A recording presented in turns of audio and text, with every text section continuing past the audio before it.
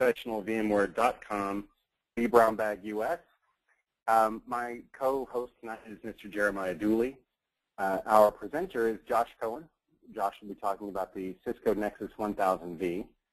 So a few show notes before we get started. We are in the middle of our Cisco certification track. Our full schedule is posted at professionalvmware.com.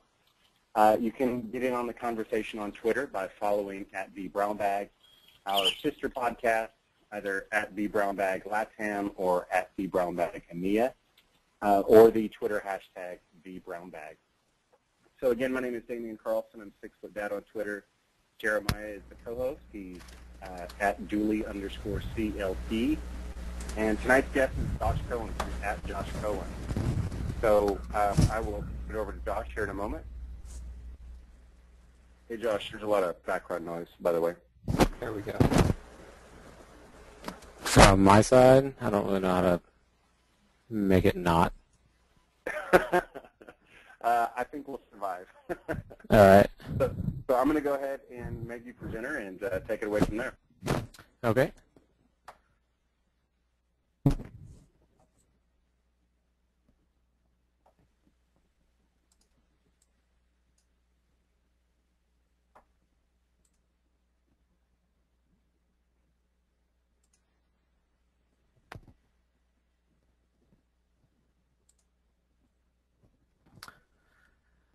All right, can everybody see my screen?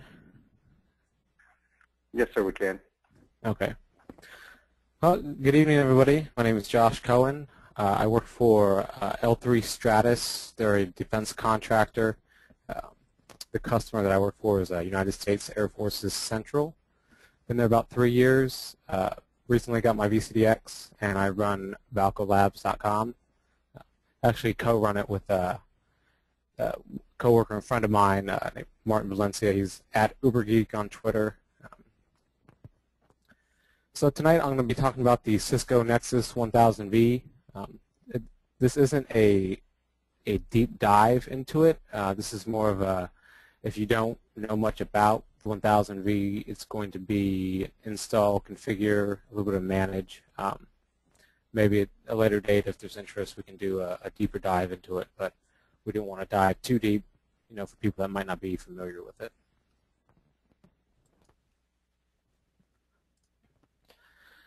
So I don't do overview slides as far as what we're going to cover. So we're just going to jump into the overview of the 1000v itself. For those who don't know, it is a distributed switch, but it's a third-party distributed switch. It's provided by Cisco, obviously. It runs NXOS. For those of you who aren't familiar, that's their Nexus operating system. Replaced iOS. So any of their new Nexus data center here, you'll hear Nexus 5K or 7K or 9K. Those all run Nexus OS. So availability, it is for vSphere and Hyper-V. I'm not sure about KVM or Zen at this time. I think it's on the roadmap if it's not already available. I don't know if Bilal is on the call or attending the webinar. He's one of the product managers for the 1000v. He may be able to answer that. Damien, do you know? I don't have a list of attendees that I can see. What was the name again? Bilal. I don't know the full name. Let's see. No, I don't see anyone by that name. Okay. All right, we'll move on. If you're interested, we can try to find the answer if anybody has a question on it. But I know for sure for vSphere and Hyper-V it is available. If you're running vSphere, and that's what we're going to focus on for the install manage is the vSphere implementation. But if you are running vSphere, it requires Enterprise Plus licensing because it is a distributed switch. There are two versions of the 1000v. There's an Essentials version, which is free, and an advanced version, which costs money. I believe its list is like $6.95 per license, and that has some additional features we'll talk about in a little bit. So here is the advanced edition. It includes all the functionality of the Essentials version, so all the Layer 2 functionality, some layer 3 functionality with VPC, a bunch. I don't want to go through a big old feature list. It's available on some of the documentation that I've linked at the end of the presentation. I do want to talk a little bit about what the Advanced Edition includes. So it does include Cisco TrustSec. It also includes some integrated security features, DHCP snooping, IP source guard, dynamic ARP. I don't really use these features. The customer side I work at actually does license this Advanced Edition, but only because we got the 1000v before it was free. So at that point, the license just converted. And also the Cisco VSG, the Virtual Security Gateway, which is a firewall within the 1000v where you can set up different security zones and things like that. If you're an existing 1000v customer, you can get a one-time free licensing for the VSG. I believe that's through 2014 or July 2014. Contact your Cisco rep if you want more information. All right, here's some of the features of the 1000v, the main features, and these are what I was kind of talking about before with the Essentials version. All these features are included in Essentials and the Advanced Editions. So some of the Layer 2 features, it supports LACP, VCP, private VLANs, regular VLANs, ACLs, all your standard Layer 2 features that you would see in any Nexus switch. So it does have something called vPath, and what vPath is it does traffic offloading or redirection to what Cisco calls a virtual service node. That can be the VSG that we talked about earlier, the ASA 1000v. So essentially, you can use vPath to direct any ingress or egress traffic to one of those service nodes. So if you have incoming traffic coming in and you want it to hit the virtual security gateway first before it gets to its destination, you can set that up to redirect to the VSG or to the 1000v. One of the other features that kind of is part of vPath is service chaining. And what that is it allows you to configure different profiles. So for the ASA, I think they call it an edge profile. The VSG, I think, is a security profile. But essentially, you're using vPath, but you use service chaining to direct any incoming or outgoing traffic down a certain path. So instead of just offloading it to, say, the VSG for, to apply policy or any type of firewalling, you could have a chain of different service nodes in that path.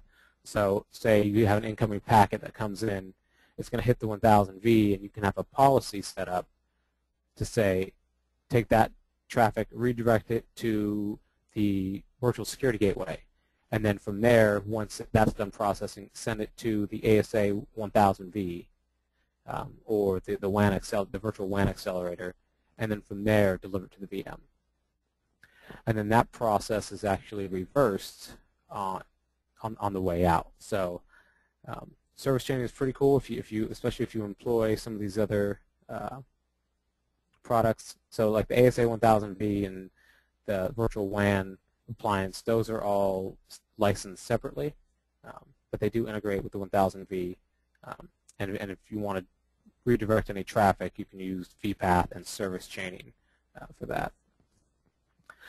A few other features, the 1000v does support VXLAN. It doesn't currently support VXLAN as a tunnel endpoint, but that is coming in a future release, which is currently in beta. I'll talk a little bit about that at the end of the presentation. It supports QoS, so you can divide that up there are preset values for QoS, so management, vMotion, server traffic, things like that. With one of the latest releases, I believe it's 4.2.1 SV2 2.2, the version that supports vCenter 5.5, has something called VMware vTracker, and I'll demo this a little bit later. It's pretty cool. You can look at like latest vMotions or what VMs are attached to which physical uplinks from and on which host, things like that. And it supports your standard span and your span. And there's also a vCenter plugin for the web client, which I haven't used very much, but I will talk about what that vCenter plugin is going to look like in the next version, which is a lot more than what they do today. Damon, anybody have any questions or anything so far? Yes, indeed. So Graham Mitchell actually has 3 questions. First one is, which version of NXOS? That's a great question. I can pull it up. After we do the deployment, I can pull it up and see what it is. I think it depends on the version of the VSM, the virtual supervisor module that you're running. So depending on that version, I believe the NXOS version will be different. Okay. Next question is, 1 VSG license per 1000v? I did link to some licensing stuff at the end, but I believe it's per CPU for wherever the virtual Ethernet module is installed, which would be installed on a host. So if that host has 2 physical CPUs, you need 2 VSG licenses. I'm not positive that's how some of their licensing works. I'm assuming that the VSG also works that way, but I'm not 100% positive. Cool. But and the next one is, if you own the advanced edition, you get VSGs included. And actually, starting, I think they may have already started it, but you can't even buy the VSGs separate anymore. If you want, it's not a separate SKU. If you want it, you have to buy the advanced edition of the 1000v. Interesting. Okay. And then his third and final question is, VXLAN with non-multicast? I'm not sure about that. I can find the answer. I haven't implemented VXLAN on the 1000v, but I'm not positive. I think VXLAN. So you said with or without multicast? Without it. I don't think so, because unless I'm missing something, VXLAN is multicast. I don't know if there's a different implementation of VXLAN, but from my limited knowledge of it, VXLAN uses multicast groups. Okay. Let's see. So Uday is on the line. He says he's a product manager for Nexus. Yes. Yep. I'm going to go ahead and unmute him right now. Hi, Uday. How are you? Hi, I'm good, thanks. I'm Uday Gokaran. I'm the product manager for the Nexus 1000v. So I heard a question on multicast and non-multicast VXLAN.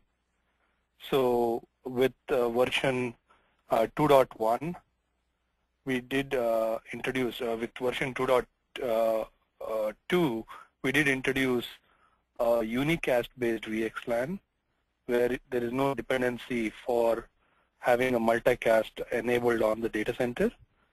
And with the later release that's coming, version 3, scheduled for Q3 of this year, we are going to make it connected across multiple VSMs and non-multicast mode enabled through a BGP control plane, so that you have a larger layer 2 domain footprint.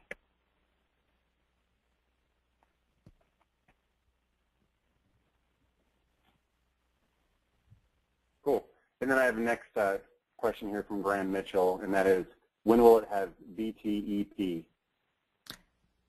That'll be the next version, where the VEMs will can act as the VXLAN endpoint. Correct me if I'm wrong, Uday. So the question is more on VTEP, that's called VTEPs, and VTEPs are the ones that are currently used in unicast-based VXLANs, where your VEM itself or the VSM, depending on what kind of version you have, can act as the tunnel endpoint for sending traffic across a VXLAN control plane. And we have support for that in version 2.2, and we are expanding on that support in the upcoming release of version 3.1.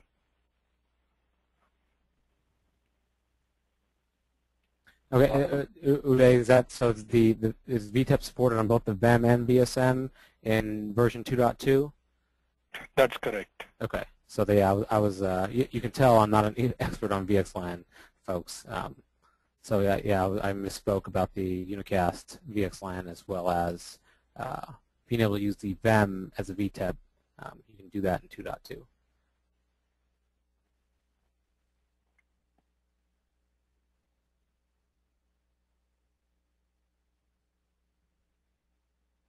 And that covers all the questions. Okay. All right, so moving on. So here is the 1000v architecture. This photo was taken from the internets. I don't remember which site I got to credit it.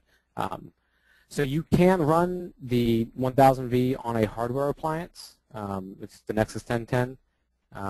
It's, from my understanding, that the code is a little different, but it provides the same functionality. How it works, if you think of it like any other,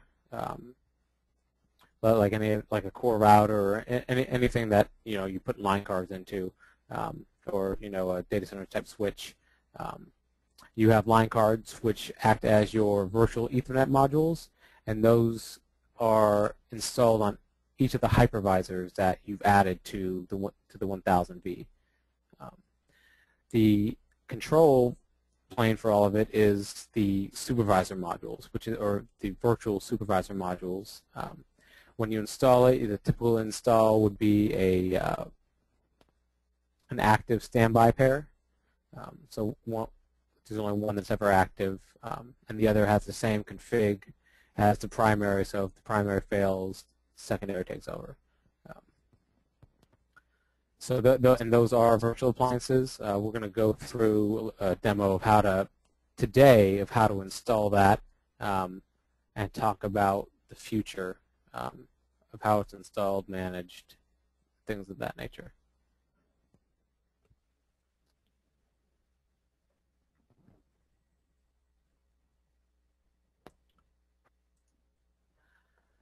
All right, I don't have any other slides regarding the 1000v. I just want to give you guys a quick overview and some of the capabilities. I think probably better served showing you how to do the install, how to set up, do the initial setup as far as configuring the uplinks for it, adding them to the hosts, things like that. So, Damon, do we have any more questions before we start doing the demo? Sure thing. So Graham Mitchell has a couple. One of them is about PKI support. From what to, I guess, from where to where? I mean, what is he looking to encrypt? There wasn't much detail. Graham, if you'd like, I can unmute you, or you can provide more detail in the questions. While we're waiting on that, is there any Power CLI support for the Nexus 1000v? No, not that I'm aware of. Uday may know a lot more about that. There is some support on the ESXi hosts themselves. Once the VEMs get installed, there are additional commands that allow you to see some detail of that on each host. Uday, are you aware of any Power CLI support or PowerShell support? We do have some Power CLI. More recently, we've introduced REST-based API as well. It's all on the Cisco docs. There is a document that is published with what commands we support.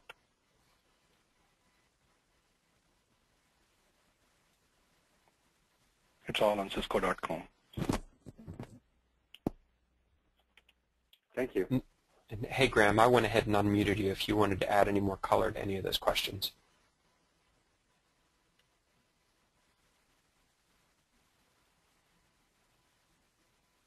Nope. All right, if you have any more, throw them in the chat, and we'll get them answered for as we go. But go ahead and kick off the demo, Josh. All right, let me just get this set up here. So when you go to Cisco's website, and again, there's going to be a link at the end, you can download the software to get the Essentials Edition, which is free. And you're going to download a zip file, which is essentially all the bits that you need to do the install. So essentially, this will be in the zip here. So we're running 4.2.1 SV2 2.2, which I believe is the first version that supports vCenter 5.5 and ESXi 5.5. So in here you're going to have a few different folders. What we're concerned with is the VSM.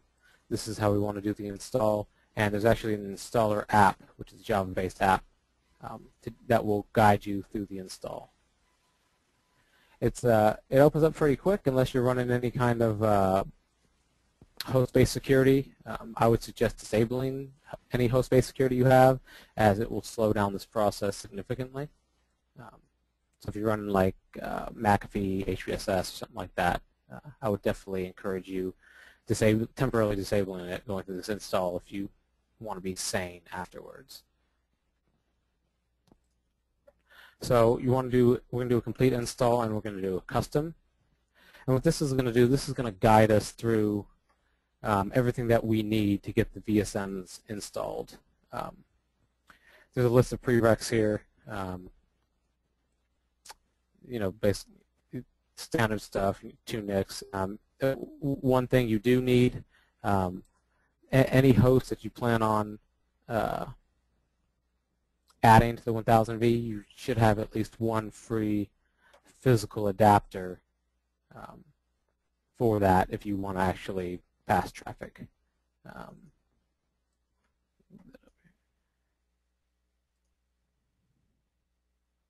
One second.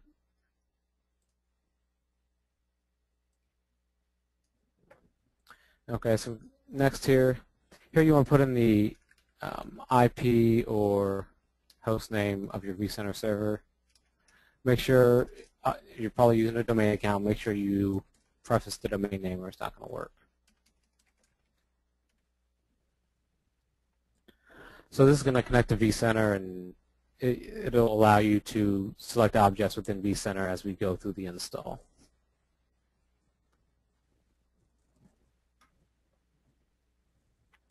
Okay, so here got a lot of information we're going to fill out.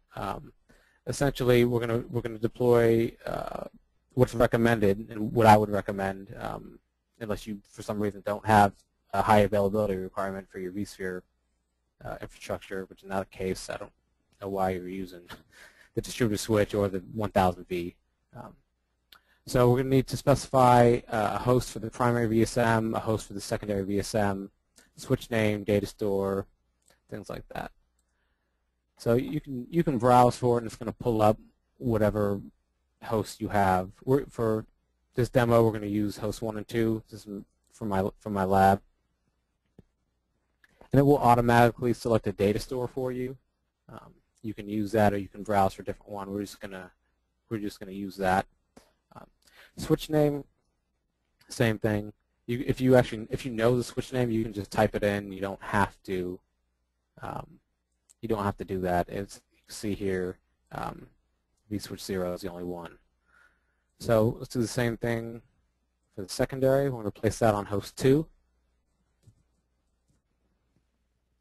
Now keep in mind that this doesn't do any sort of anti-affinity rules or anything for you if you're running DRS.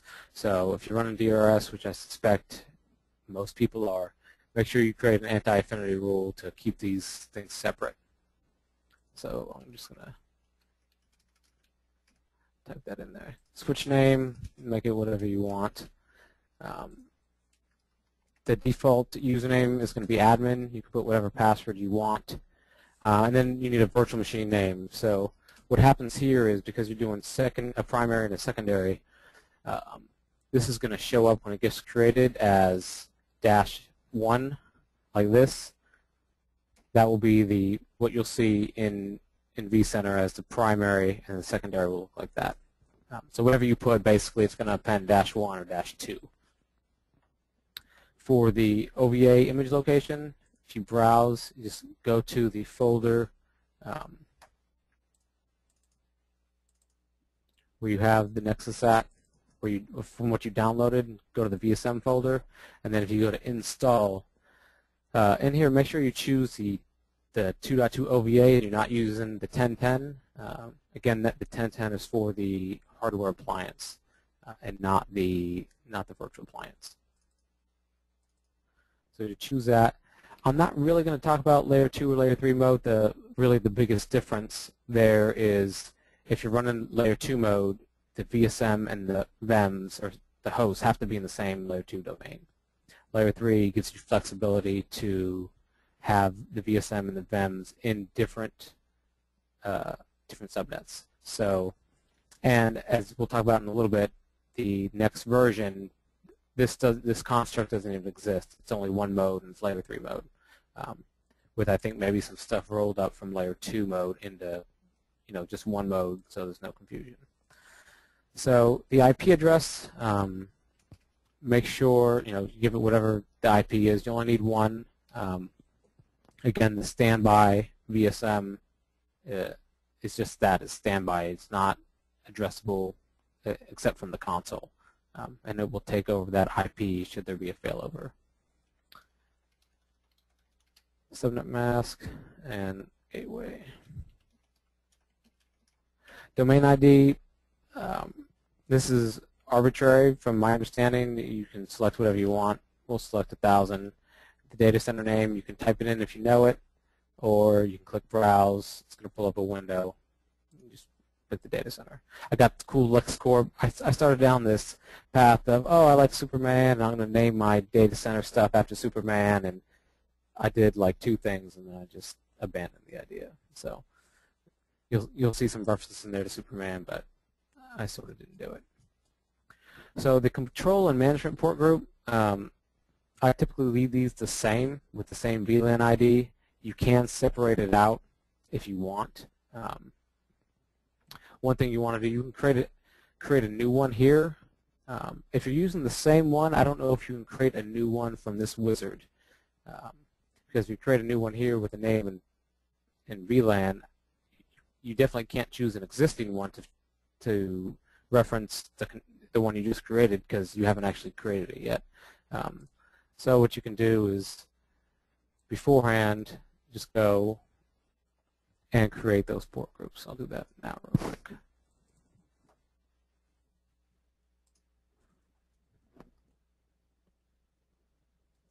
And make sure that, actually I still have the port groups here, so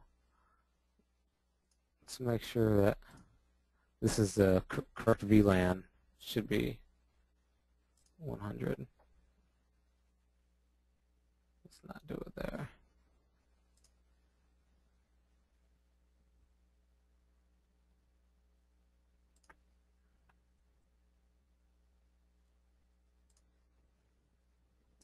So far, I'm still not a fan of the web client. I don't know about everybody else, but it is painful. That's blasphemy, Josh. Unacceptable. It's not acceptable? Well, if they just make the web client. I don't think I've heard anybody complain about the web client before. You're the only person I know. Well, I like to be unique, Jeremiah. I don't like to be the same. So, okay, I do have the port group still on host 01. It's got VLAN ID 100. That matches. Let's go here and make sure it also exists. Yep. So if you don't have a port group created yet, make sure you create them beforehand. Or if you're using 2 separate port groups, by all means you can create them from here. This is something you can't, if you choose an existing port group, it's something you can't type in because the VLAN option is grayed out. You can't manually type a VLAN. So when you select it, it will automatically put it in there for you. And we'll do the same thing for the management port group.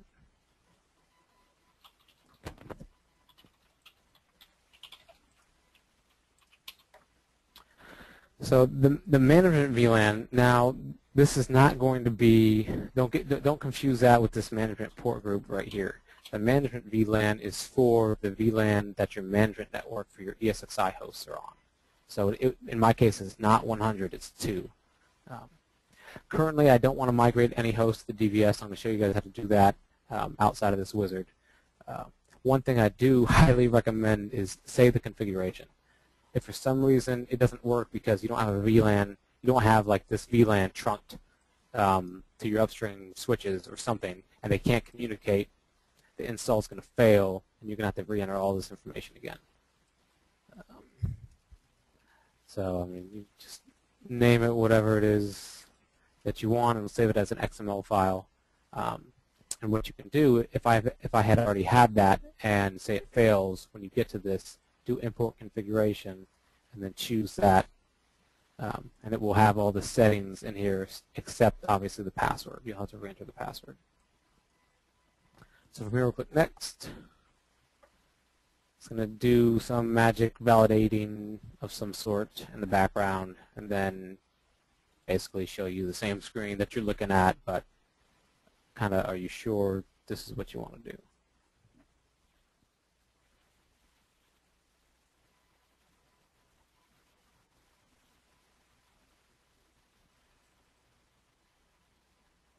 One of the biggest reasons I wanted to do a demo of this for you is because in the next version that they're releasing, which is currently in beta, it's going to be 20 times easier. I haven't actually done it. I've seen a demo of how it's going to work, and it's night and day from this. So if you're currently looking at this and you can wait until the next version comes out, and you're okay with getting something that's new released or upgraded, I would wait so you don't have to go through this process. But if you already have it in place, or the upgrade process is a lot easier as well with newer version. So, okay, again, this is just a hey, review this, everything's good. Let's click Next. Now from here, we're going to have a screen that pops up, and it's going to run through different tasks that it has to do. It's got to create the VSM, primary and secondary. It's got to power them on. It's got to establish an SSH connection, and then it's going to actually do all the configuration. Before they had this wizard in previous versions, you would basically deploy the VSMs from like an OVA, and then it would come up, you would power it on, and then you would go to an initial config screen, kind of like any switch or router that you would get from Cisco. You can have the initial config if you don't have something in place to do the configuration.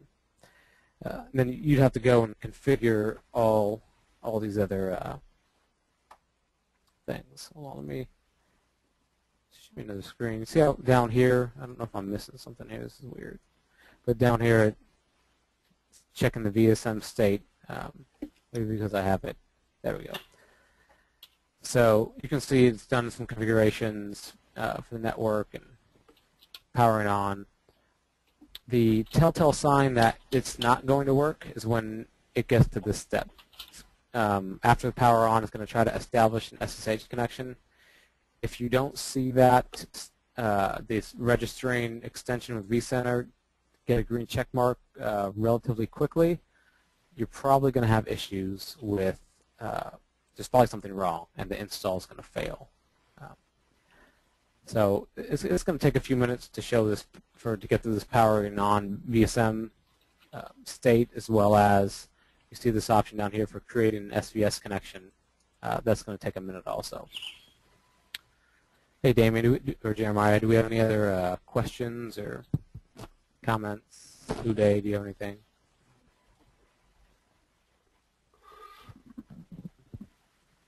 All right, let's see what we got here. Kyle Murley says you're not allowed to bag on the web client.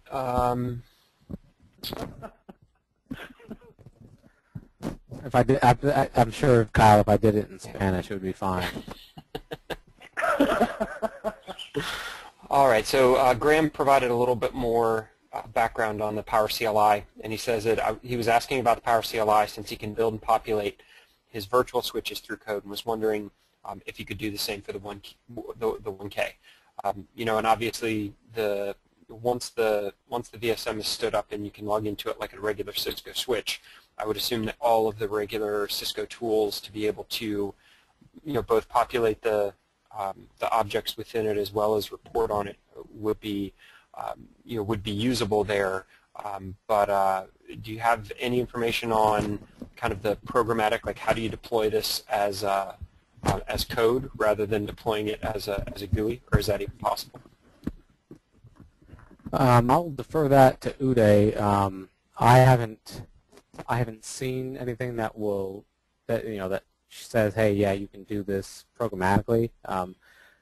He has talked about the REST API support. You can potentially do it through there, but I'll let Uday speak to that if he knows. Yeah, that's correct. Today we do have REST API support, and like Damien mentioned, we do have support once you get into the CLI mode. You can use the full functionality of SSH and then unleash any other scripting mechanism you have. So, but as far as the, I think Grant, one of his questions was, can he programmatically deploy the 1000v, or is that manual? If I understood his question. We do have currently the manual process. We are coming up with the Nexus 1000v manager, which will help with automatically deploying Nexus 1000v as well. Right. Okay. And Grant, and for everyone else, the manager is still a UI, but it's a lot faster. It's a lot easier. So, and I don't know if you can access the manager through REST or anything to do that programmatically or not. Right now, it's all through GUI. Okay. All right, Graham, I went ahead and unmuted you. Did you have any more? Did you have any more questions there that you wanted to throw in? Graham was switching back and forth between his laptop and his phone, so he may still be stuck in purgatory there. Let's see what else we've got. Graham had also asked, can the PVLANs be used for control and management? And then his last question was, if you have dual VSMs, can you do an in-place upgrade with no downtime like on the physical boxes? So yes, you can do the upgrades with no downtime. The private VLANs, I don't know if you can use. I would assume, if you can specify that, it will work. But I mean, I'd be curious to know what the use case would be for that. I mean, maybe I guess if you're trying to segregate that traffic, but even further than from your standard VLANs. But I don't know, Uday, do you know about using private VLANs for? Yeah, I know the use case for private VLAN has been mostly for segregating the clients, and yeah, it should work. It's just that the use case is not really established clearly. There are multiple other ways where you can segregate the traffic, and existing regular VLANs should also provide you that segregation.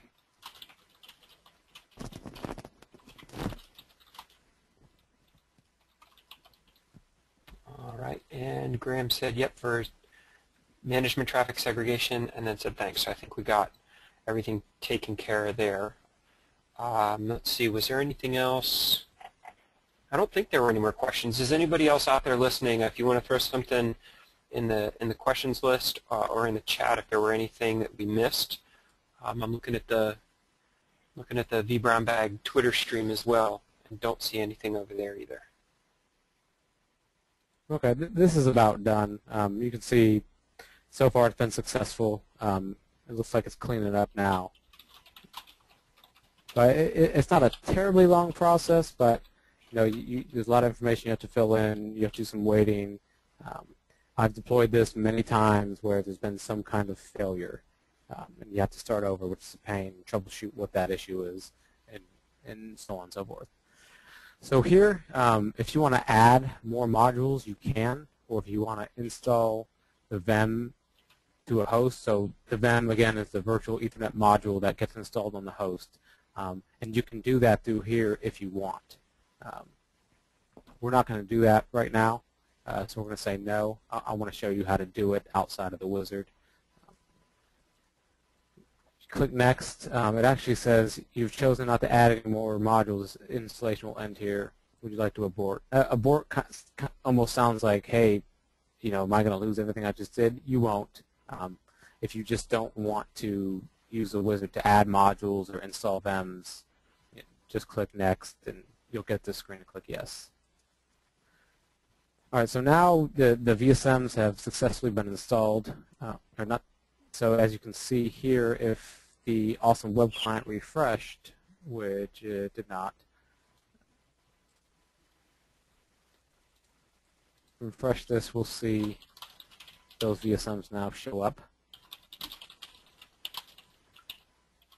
And also, if you go to the networking view, you're going to see there's going to be a new folder with your switch name, and you'll also see now you have the distributed switch, which is the 1000v.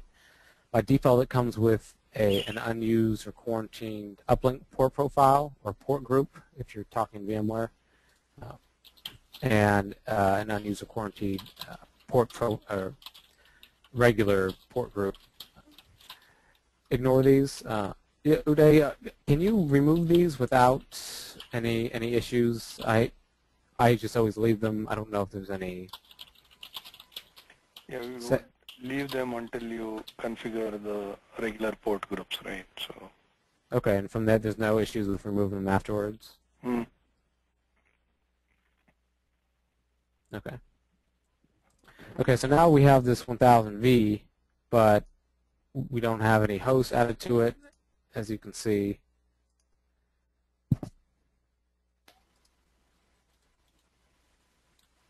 And we don't have any, there's no profiles. So in the Nexus 1000, just like any Nexus OS, they use something called port profiles, and within the 1000v, you can configure different types of port profiles.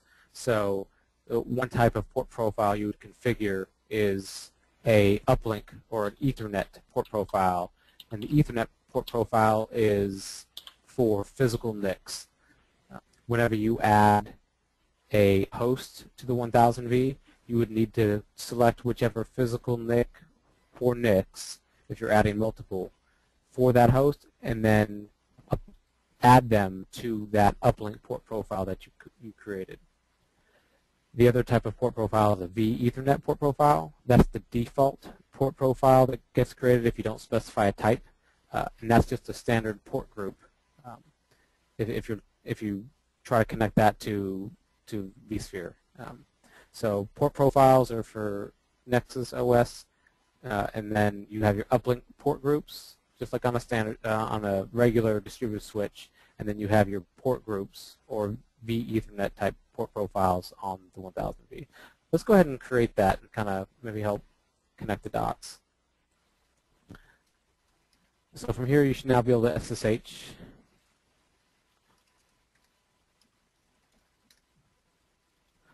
So now we're in here. I think somebody asked about NXOS version. Let's see if we can find that in here. So here are the version numbers here, and it's the same version number as what the VSM or the 1000v is. Uday, is there any other particular version info just for NXOS, or this is it? The first portion of this version number that you see, the 421, yeah, is essentially the Nexus OS version. Okay. And then the following, the SV, is essentially referencing it's a VMware switch. And the 222 is actually the version number of Nexus 1000v. Okay, right great. Now, Hyper-V is having version Nexus OS 5.2. So that version number will be 5.2 brackets 1 and SM, which means it is a Microsoft switch, and then followed by the Nexus 1000v version. Okay, great. That's something I talked about at the beginning of the presentation. I want to circle back. I know you guys either are or are looking to support like KVM and Zen. Do you guys currently support that? So we do support KVM today. It's available in the canonical format, controlled availability. We'll have general availability sometime in the next quarter. And Hyper-V we already are shipping today. So there is a Nexus 1000v available for Hyper-V. Okay, and Zen server? Zen is something is on the radar, but looks like Zen might be contributing more to the open source, and that's where we'll converge. Okay. Okay, great. All right, so one of the first things we need to do is set up an Ethernet port profile or an uplink port group. So we'll go into the configuration mode. This is again, this is just like a Nexus switch. So if you know NXOS, then the commands here should be familiar. If not, I'll have some links in the documentation for doing install configuration and the different Nexus commands. So we want to create a new port profile. Because we want to specify the type of Ethernet, because we want to create an uplink port profile, we need to specify a type. So we'll say type Ethernet and then give it a name. 1 kV uplink. So now, and actually before we do this, I'm sorry, let's get out of here. We need to, any VLAN that you want to run across the 1000V, you have to specify, which is simple, just whatever. If we do a show VLAN to see what's on there now, 1, which is the default, and then 100, because that's what the control and management VLAN is. So we need to add any others, like for servers or anything else that's going to traverse. So we want to, these are just these are going to be specific to your environment. I'm just going to add these. And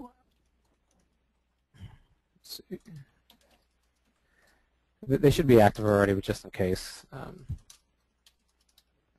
So now that they show up and they're active. The reason why it's important to do this before you create a port profile is any VM that you want to or port profile to create will all have to be categorized as system VLANs, and if they're not active on the switch, you can't add them as system VLANs on the port profile. So make sure you populate your VLAN database first with any VLANs that need to traverse the switch. So let's go back into the port profile. Because I already created the N1K uplink port profile, I don't have to specify a type. So now there's certain commands we need to enable it. State enabled. You need to do a no shut on there. And it's important you do the state enabled and no shut first because, again, when you're talking about system VLANs, you can't add system VLANs before if it's shut down or if it's not enabled. So I'm sure you do that first. You want to tell NXOS that this port profile is a VMware port group. From here, you also have the option, if you look, to specify a word. So whatever word you specify after here is going to be the name of the port group that shows up in vSphere. If you don't specify a name, it takes the default name of the port profile, which in this case is N1KV uplink. So we're going to just leave it like that. You then need to, the uplink port profile, you're going to carry multiple VLANs, you've got to make it a trunk port. And then you also have to allow those VLANs on the trunk.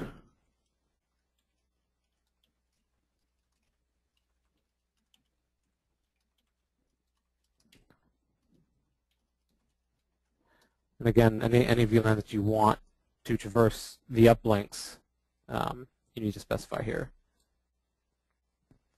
And then the final step is, so that system VLAN I was talking to you about, this is where you need to specify your system VLANs. And on the uplink port profile, you have to have any VLAN that you want traversing the switch. You need to, or traversing that uplink port profile, it has to be a system VLAN.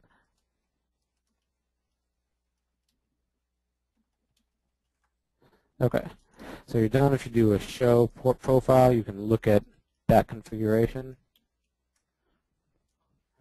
And you can see here, here's the port profile we just created for the uplink. You can see the type is Ethernet, so that's going to tell you that that's an uplink port profile.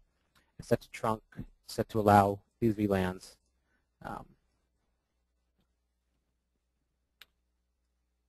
See, the status is enabled, and we got no shut on there as well. And then down here, you can see that the system VLANs are here as well. So now if you go back into vSphere, again, this didn't refresh. Awesome web client there, Kyle Murley, if you're listening. And now you can see here's the N1KV uplink port profile that we created. Hey, Damien, I think we're running a little short on time. The demo is not going to take that much longer. But does anybody have any questions at this juncture? Yeah, there's about a half dozen of them. So if this is a good place to take some questions, I'll go ahead and throw some out there. Sure. All right. So the first one is around if you have redundant VSM and you're using a metro cluster, can or should you have VSMs on both sides of the data center link? So I guess a architecture question around where do the VSMs live in a data center or in a metro cluster? Sure. So I believe, and I need to look up what Cisco recommends, but from what I know is the VSM should be on either side of that metro cluster. And that's due to you don't want both VSMs to be active at once in case of like an inter-site link failure or something where they can't communicate with each other. Both of those VSMs are going to become active. So, and if talking about if you're worried about failure, at that point you'd want to rely on HA to restart those should you get a site failure or something of that nature. Gotcha. So I guess the question is if you've got essentially if you've got a split cluster, normally you would have both of the VSMs, you would do anti-affinity rules to keep them off of the same hosts. Would you do those on either side of the data center link? So would you do those between the between the high latency link that's splitting that cluster in half? Right. So you would want to do you want to create a group of hosts, which you probably already have, that are on one side, and make sure the VSMs can only be in that group, because you don't want them to go. You don't want one to move over to the other. Yeah. Yeah. All right. The next one was, what are the plans for the 1000v long-term now that the AVS has been announced? And there were a couple kind of in that same vein around the version numbers. One was, does the version 4.2, is that a direct relation to the hardware version 4.2, say on the 5K or 7K? And then how long before the 6.x code train from the hardware side gets supported on the 1KV, or is that not going to happen?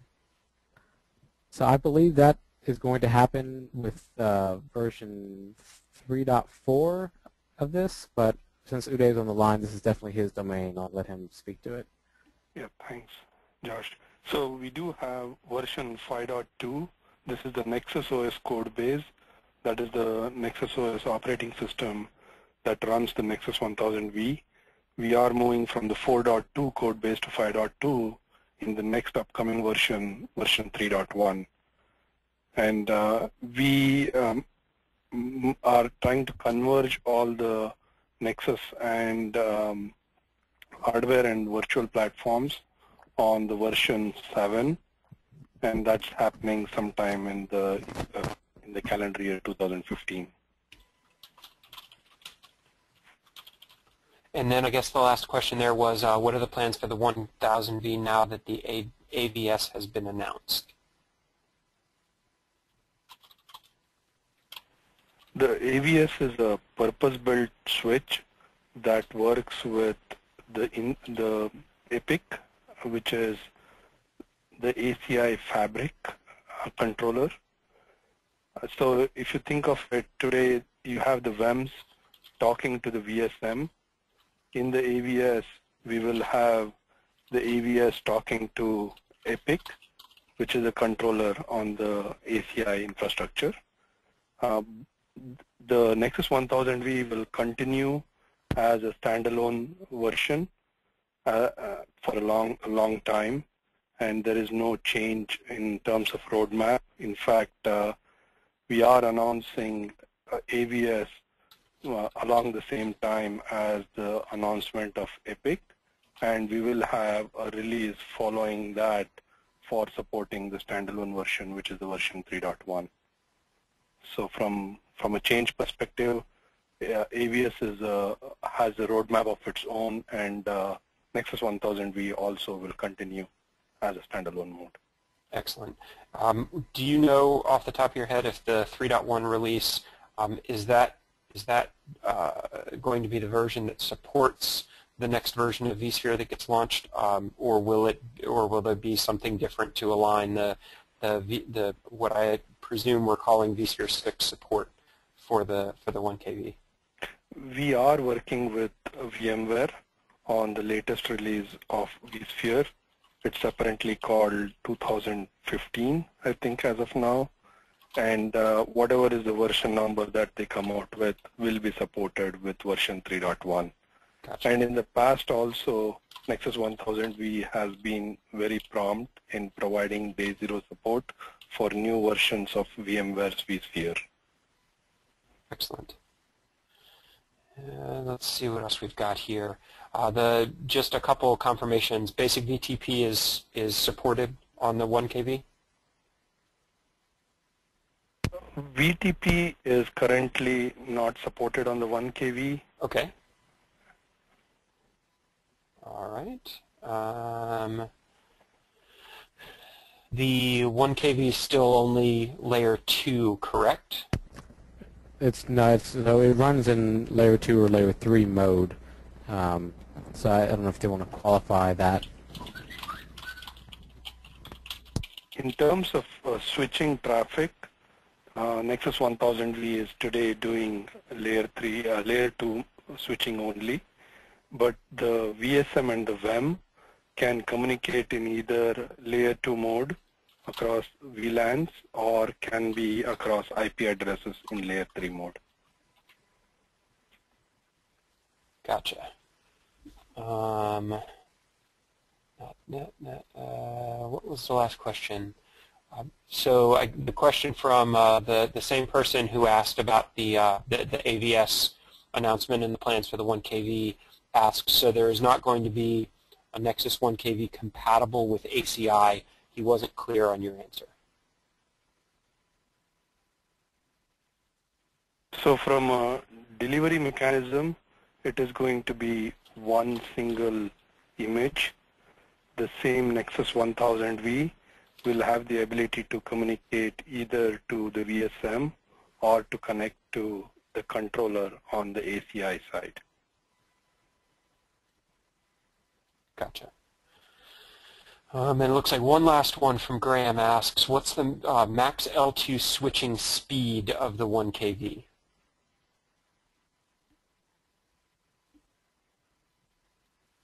And then I promise that's the last one I've got on the list. I'm not sure. We basically can switch at line rate on all the ports. Right. I'm not sure exactly what is the reference to the speed here, but I'm assuming if it is a port speed, yes, we can go up to line rate. So if the physical port on the host is 10 gig, you can switch 10 gig. We can switch 10 gig, that's correct. Right. So yes, Graham asks, so I can saturate 4 by 10 gig uplinks, and the answer based on that would be yes. Yes, actually, and I've done it. Of course you have. All right, let's check the Twitter stream real quick. Nope, nothing new in the Twitter stream, and that was the last of the questions on the in the questions panel. So. Okay. I'm going to go ahead and continue. I know some people only plan for an hour. Shouldn't be more than another 15 minutes or so for those that want to stay around. So just to recap, so we've created the uplink port profile already. As you can see, it's here. And now we need to add hosts to it, which is essentially we need to add the host to the 1000v. But one other thing you have to do is you need to create a port profile, which is of the V Ethernet type, so which translates into a standard port group for vSphere. You need to create one that has layer 3 control, or that capability. So there's different capabilities that you can assign to a port profile. One of them is L3 control. You need this because this is the control plane in which the VM, or the virtual Ethernet module that gets installed on the host, talks to the VSM. So without that, you can't add, you can add a host to the 1000v all you want, but they're never going to pass any control traffic without that port profile being available, and 2, without connecting a host to that port profile or port group in vSphere. And you actually have to create a separate VM kernel interface per host to talk to the 1000v. So let's do that. So here you could do type V Ethernet. It's not needed because that's the default out of the box. So let's do L3 control. Again, you need to no shut it. You need to activate the state, or enable the state, excuse me. You need to specify this as a VMware port group. Here, let's do, I'll show you this. This is, the port profile is going to be L3 control, as you can see here, but this name is what's going to show up as the port group in vSphere. This will be an access port. Almost all your vEthernet port profiles, or your regular port groups that show up in vSphere, will be access ports with whatever VLAN they need to be on. Make sure we set to an access, and that's going to be 100 because that is the control VLAN that we set up earlier. And then this port profile also requires the system VLAN. And it'll actually tell you when you enable the capability L3 control. It tells you, if you read here, uplink port profiles that are configured to carry the VLAN. Profiles configured with capability L3 control also configure the corresponding VLAN as system VLAN in this port profile and the uplink port profiles. So earlier when we created the uplink port profile, we specified VLAN 100, but this is also telling us that we must specify the system VLAN on this port profile for whatever the control VLAN is. So make sure you do system VLAN 100 or whatever you specified in that wizard as your control VLAN. All right, so now if you go in here, do a refresh because it doesn't refresh. You can see now I have an N1KV L3 port group. Notice it doesn't say L3 control like the port profile name. It has the name of the port group that we specified. All right, now we're ready to add the hosts. So just like any distributed switch, right-click, add and manage hosts. So we want to add the hosts. New host. This is all pretty standard stuff. Go through the wizard. Okay.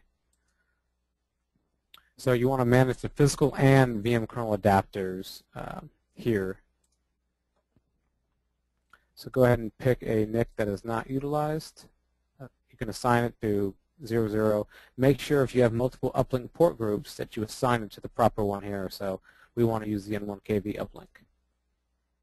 Do that for your other hosts or hosts that you're adding. Again, make sure the N1KV uplink is selected. All right, so let's go next. All right, now we don't have any VM kernel adapters currently, so we need to create a new one in order for the them to talk to the VSM. So here, we're going to select that L3 port group that we just created.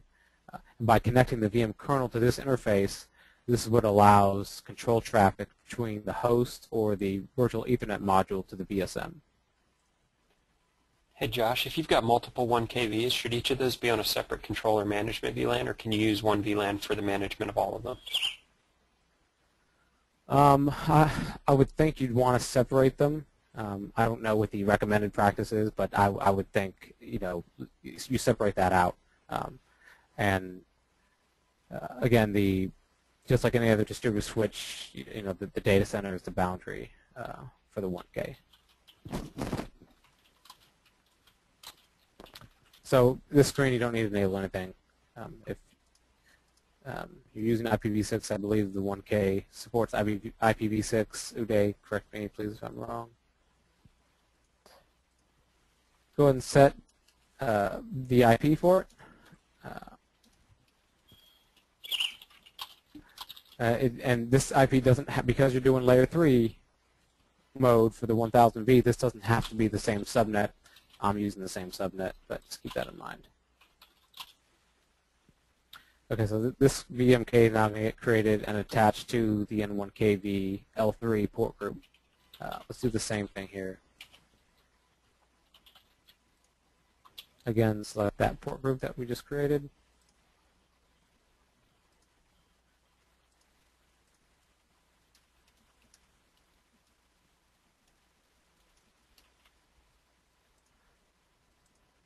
All right, now we're ready to go. Now what's going to happen here, okay, no impact. Once you complete it, it's going to invoke Update Manager to install the virtual Ethernet modules on each host. So we click on More Tasks, we can see it's staging patches, things like that. This is going to take a minute. One thing I want you guys to be on the lookout for is currently today any updates to the virtual Ethernet modules show up in any non-critical baselines for Update Manager. So Update Manager, you have default baselines, right? You have critical baselines, non-critical, and maybe one other one. The predefined dynamic non-critical baseline, if you're using that to patch your hosts, be aware that the 1000v virtual Ethernet module is part of that. Here's why that's important. If you're running, say I was running version 4.2.1, which is the NXOS version, but I was running version 1.1 of the 1000v. Well, that's great. That works. I installed it. My VEM version was, you know, a corresponding version to that VSM. Well, Update Manager isn't aware of what version you need and what version you don't need. So the potential exists that if you apply or remediate updates that are part of the non-critical baseline, and you just say, oh, select everything, what will happen is your host will get updated, that VEM, or that virtual Ethernet module, will get updated, but then it won't come back online. Why? Because that version is newer and it's not compatible with the VSM version. And it's not very fun to have to revert back to the version that's compatible with whatever VSM you're running. Now, if you do that, there is the option to upgrade the VSM to match whatever version. But if you're not ready to upgrade, it's going to take you a little bit to get that virtual Ethernet module downgraded. In the current version, future version is a lot easier. Okay, so we're done. Now, if you look here, one thing, make sure you guys are doing is you're saving your config as you go along. Standard stuff. What's going to happen now that this is finished?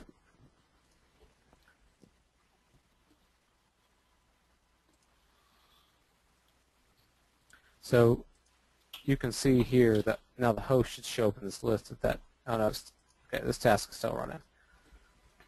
Let's look at that real quick. Jump the gun a little bit. There we go. Still installing.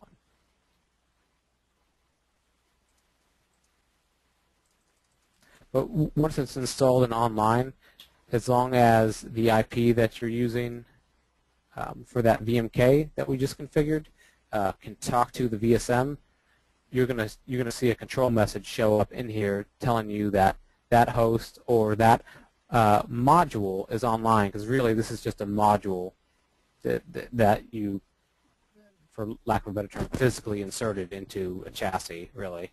That's what each host is.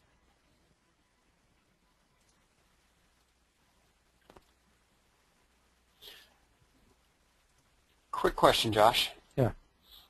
So there were two here, and one of them I can take. One of them is it safe or sensible to mix and match the host management versus the VM, the VM data path with distributed switches versus the 1 kV, or is the 1 kV a complete replacement? And in my experience, people who are implementing the 1 kV are doing it as much for the operational benefits, meaning they are already a Cisco shop, they already have a network team that understands or hardens or deploys Cisco switches in a particular way, and this allows the company to push that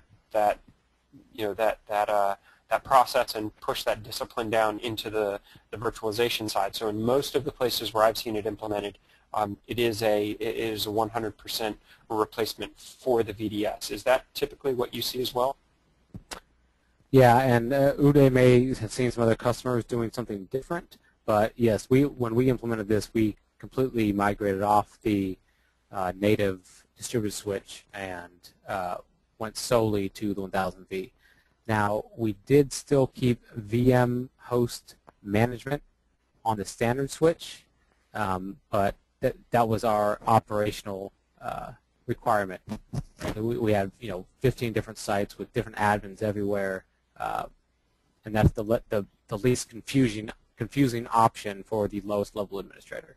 Yep. And then the second one is, can you talk a little bit about the resiliency and best practice is certainly to have your VSMs in different places. What happens if the VSM goes down? Does the switch stop passing traffic? Do you just have no ability to provision ports? Like what is the relationship between the operational state of the virtual networking and the components that you've deployed into vCenter? So if you lose both VSMs, so your primary and standby is offline, traffic still passes. But just like the distributed switch, if you have a VM that's off, when it turns on, it's not going to be able to provision a port because that's all happens over the control plane, and the VSMs are responsible for that. So you're not going to get network connectivity on the 1K at that point. Gotcha. I don't know. Uday might have some other caveats, but those are the big ones. Traffic still passes for any VMs that are on, but any VM powered on after the VSM is down, you're not going to get connectivity. And what about the VEM? So if the VEM goes offline, again, my understanding is you still pass traffic, but any new ports aren't going to work. And now I'm thinking about that a little more. I think that's right. I'm not 100% positive. I don't want to tell you.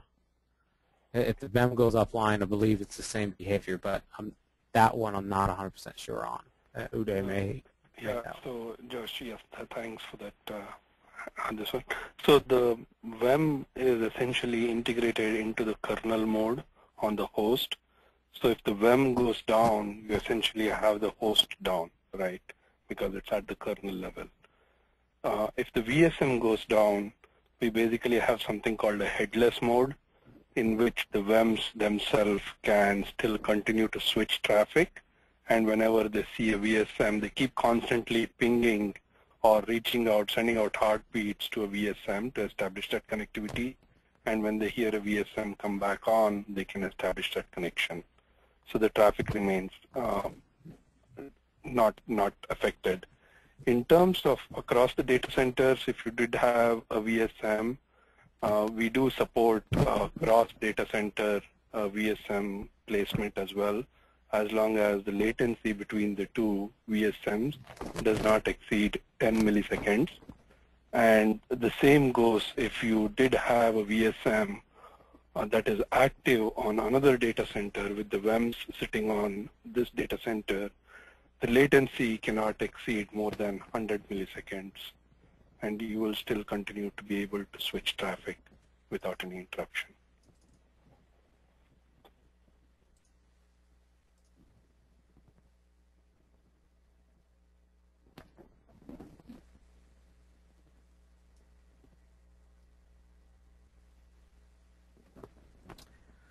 Good with the questions, Jeremiah, everybody? There was one more. The VSM and the VEM, do they have to be in the same cluster, or can those span clusters? I would imagine like a distributed switch. The cluster is kind of the construct there, but just wanted to verify. So the 1000v, the data center is the boundary. So you can have one 1000v or one set of VSMs for multiple clusters, but as soon as you create another data center, you need another 1K. Okay. Good job. All right. And I believe we've finally exhausted Graham's seemingly limitless number of questions, but that's pretty awesome. Well, let's keep them coming. You might feel almost done, but maybe it'll generate a couple more. Gotcha. All right, go for it. Okay, so now this has finished, and you can see, I'm not sure what this is. This doesn't happen in production. Pay no attention to this. You can see now that it says, hey, Module 3 is online. Here's the host. This host is detected as Module 4. So up here you can see host, vmhost 01, detected as Module 3. It's online. And then vmhost 02 is Module 4. It's online. There's a couple different commands you can look to see the status. You can say show module, which shows you the supervisor module. You can see which one is active, which one is standby. You can see your build numbers, but you can also see your IPs and names of any modules that are online. This UUID here, this is not the BIOS UUID. This is the UUID that's found in vCenter. So if you opened up the Managed Object Browser or the MOB, you can find the UUID for the host in there, and that's what this references. One thing you can do for some customers just want to know if they have a lot of installations or they're very pragmatic in their configuration management, you can specify your own module number. So all you would have to do if you go into configuration mode, you can say module 22. Maybe that's not here. Module, VEM, and then you can enter a number, 22. Let's see what else we got. Okay, that's not the right command.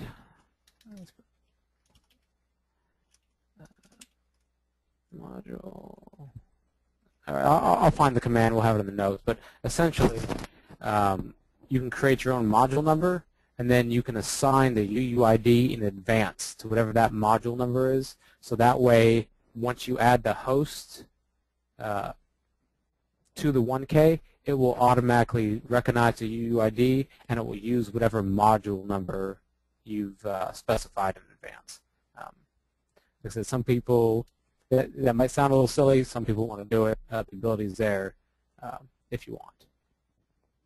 Okay, so now we have, let me go with the other command. If you want to just look at the VEM modules, you can say show module VEM mapping, and that will just show you those modules. It's powered up and it's licensed.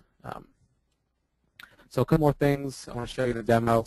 One is actually passing traffic. But to do that, for those paying attention at home, we would need to create a port profile for that, or a new port group, because as of right now, all we have are the uplink port profile and the layer 3, the capability L3 control port profile, neither of which you use for VM traffic. So to do that, we can quickly create a port profile for that. Port profile servers. Again, make sure you no shut it. Enable the state. Specify it's a VMware port group. Give it a name if you want. We won't. And then make sure you make it an access port.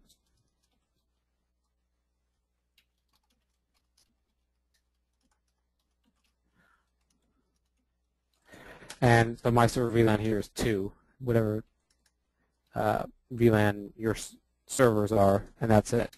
So now, after we refresh our awesome web client, you can see I have a server's VLAN. So to show you how this works, or to kind of show it to you in action, let's go ahead, make this a little smaller.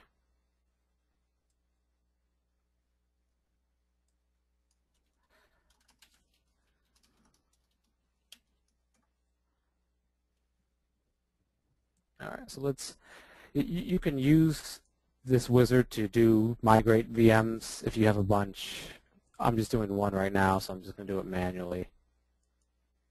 Not the DC.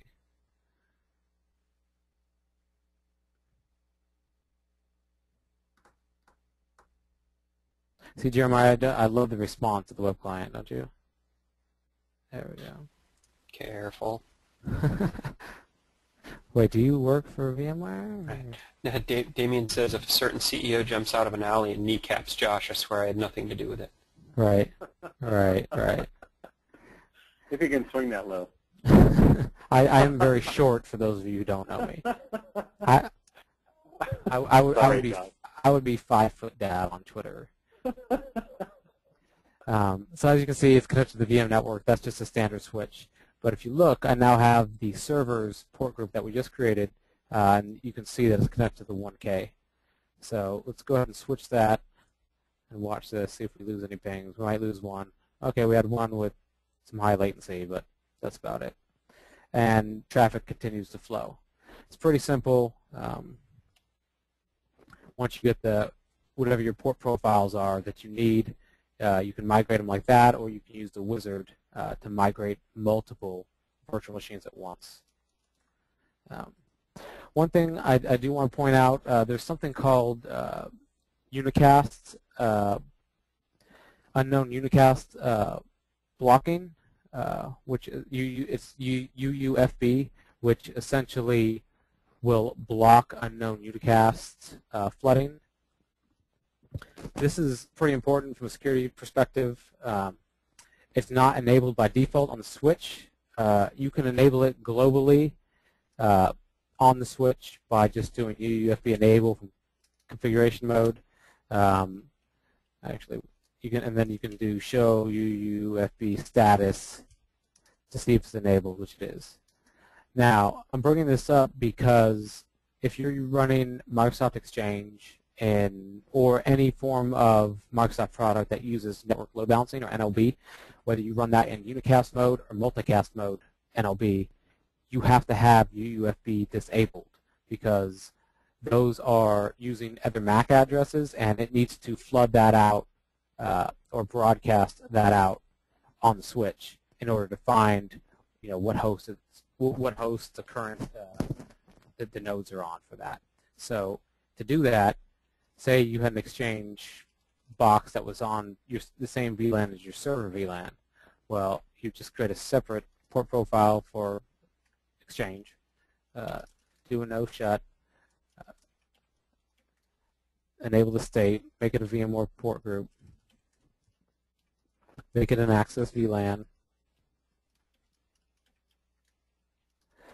add the VLAN that you want, which is 2, but then you would say no UUFB.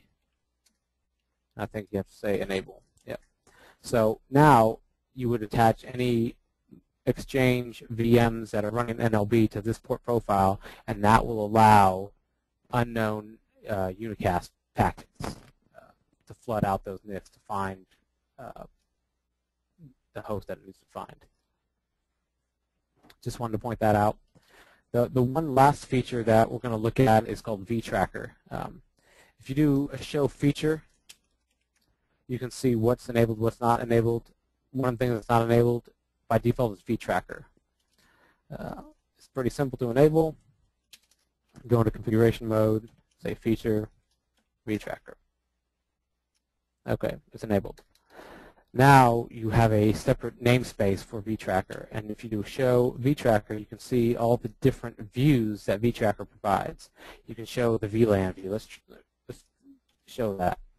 Okay, you can see now, hey, this virtual Ethernet port 3, here's the VM, here's the VLAN, here's the adapters connected to, the physical adapter, which could be useful if you're maybe doing some troubleshooting. There's also show vTracker module view, and then you can put the module number and a bunch of other stuff. PNIC, there we go.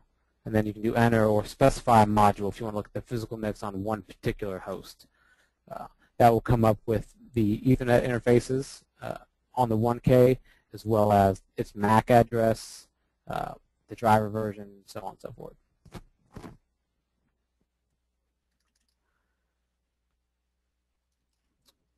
The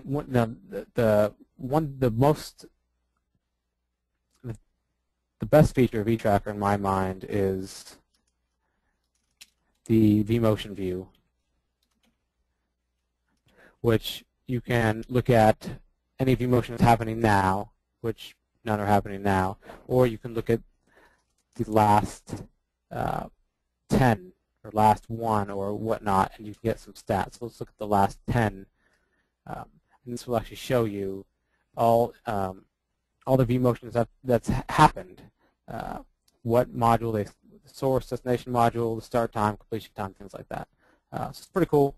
Again, if you're doing some troubleshooting, that could be useful, and that's included with either edition of the 1000v Essentials or Advanced. All right, that's it for the demo. Is there any other questions? I got one more slide, and you guys can be on your way. Yeah, there was one kind of same question, two different parts. Can you specify which of the VSMs is the master, or is there some sort of election process that happens there? And is there a limit of only 2 VSMs, or could you scale that out to more if the architecture asked for it? I think today it's just 2. Uday, correct me, but I know in the future they're going to do scale out with the VSMs. There's only 2 VSM active and standby, if that's the question on redundancy. And then can you specify which of them is the active and which is the standby, or is that just an election process? Initially it's an election process, but you can do a switchover. Right. And then specify whichever one you want to be the active. Perfect. Right. Uday, in the future release, it's still 2 VSMs, or?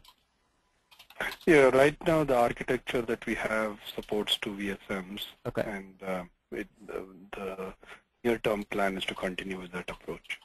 Okay. All right. In the last slide, we're going to talk about the new release that's currently in beta that's coming out. Codename Ajax, and Uday can speak a lot more to this than I. There's just some notes that I have. It is currently in beta and only for vSphere. Hyper-V is coming. I'm not entirely sure when it's targeted. It does support E6i 4.1 and greater, but vCenter has to be 5.1 or 5.5. If you're running 5.0, you can install the web client for 5.1 or 5.5 for that to work. And this is for the plugin. And I believe for all of it, actually, I'm sorry, for VSM, plugin, all that. So installation, I was hoping to maybe demo that instead. Couldn't make it happen, but Uday may have some links potentially for demos now or sometime in the future. But if you guys remember the process that we did, the 20-minute process we just did to install the 1000v, that's now 5 clicks. You deploy the OVA for the Nexus 1000v manager, which is a CentOS virtual appliance, and that's a plugin for the vSphere web client. And from there, in 5 clicks, you can deploy a 1000v.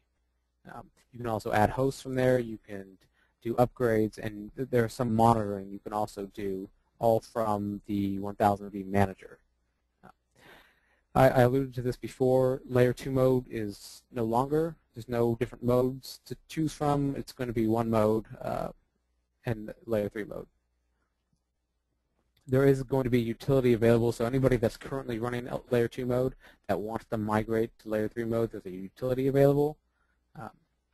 And as far as licensing, and for the new release Essentials, you can have 128 hosts. Again, Essentials is the free version, and Advanced is will allow for 256 hosts. I believe the numbers I have for what it supports currently, license-wise, is correct. Uday, please again correct me if that's inaccurate. That's correct. We basically will continue differentiating the Advanced edition and add more feature functionality and scale to the Advanced. And one other thing about licensing is that with version 3.1, that's the new release that's coming soon, there will be a need for a newer license.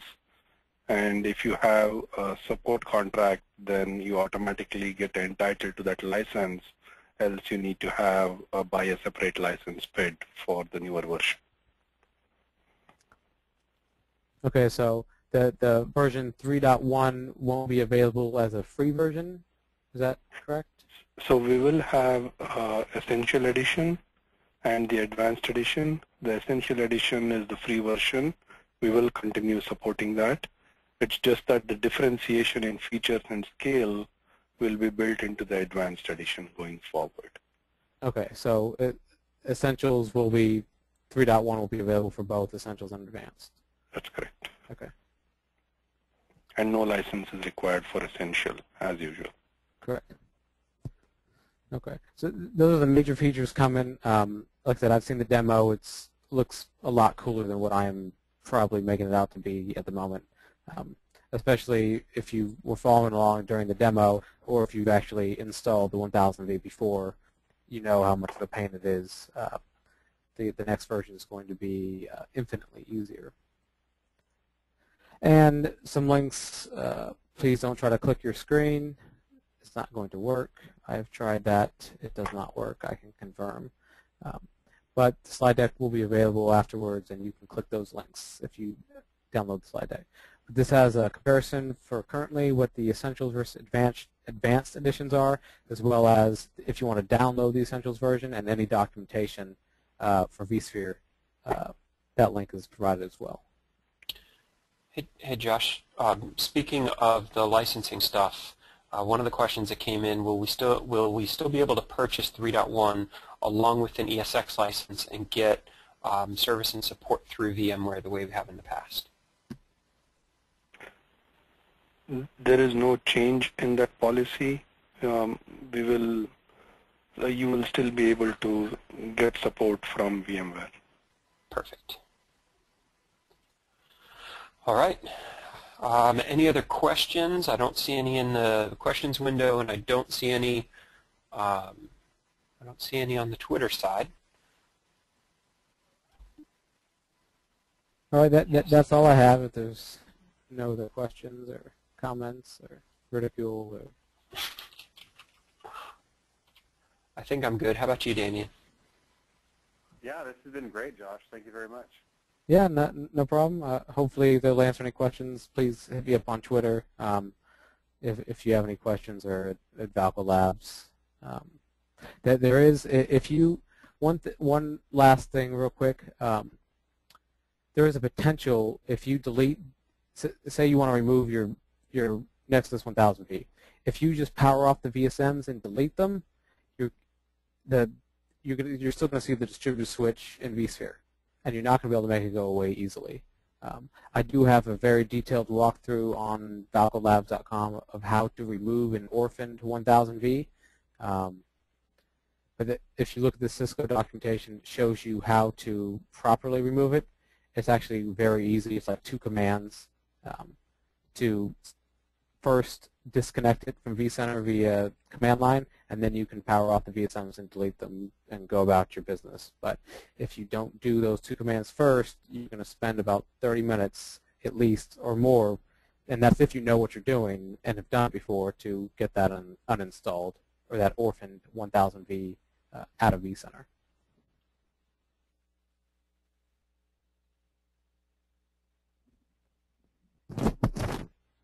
And that's all I got, Jeremiah, Damon. Yep. Go ahead and take us out, Damien. Thank you very much. And yeah, it's really fancy dooley. So thanks, everyone. We'll see you guys next Wednesday at 7:30 Central. Have a good evening. Thank you. Thank you, Josh. Thank you, Day. That was really awesome. Thanks for jumping in. You're welcome. Yes, who knows what inaccuracies I would have spilled out. Very happy they was able to join. Yeah, we were having a discussion on the back end that Josh, I'm pretty sure that's the most words we've ever heard out of you at one sitting. Well, I don't, unless you talk to me, I pretty much like to observe. But no, that was really good. That was good stuff. The never-ending stream of questions that were coming in. You know, I was doing the best I could to handle the boring ones. How many VXLAN segments, how many active ports, like just the kind of nonsense. I'll Google that for you kind of questions. But I appreciate you guys jumping in on the hard ones. That was pretty cool. Yeah, cool. No, I appreciate it. I'm by no means a 1000v expert, or as you can see, a VXLAN expert. But glad you guys were able to help me out and get the right info. I'm glad I jumped on because I think Damien is our resident Nexus 1KV expert, but he was busy with the bourbon. Right. That's normal though. When is he not busy with the bourbon? Hey, we're still on the record, by the way, y'all. Well, sounds like more of a problem for you and maybe a legal team, Damien. I think yes, world. I like bourbon. All All right. Well, I'm going to go ahead and drop off, guys. Thanks, Josh. That was really good. right, Jeremiah. Thanks. All right. Thank you. Bye. Hey, Damien. Yes, sir. I guess I need to send you the slides for the follow-up. Yes, please. Just okay. All right. I gotta remove my stupid notes in there, but it's quite all right. yes. All right. All right. Thank you. Cool, man. Yep. All right. Bye.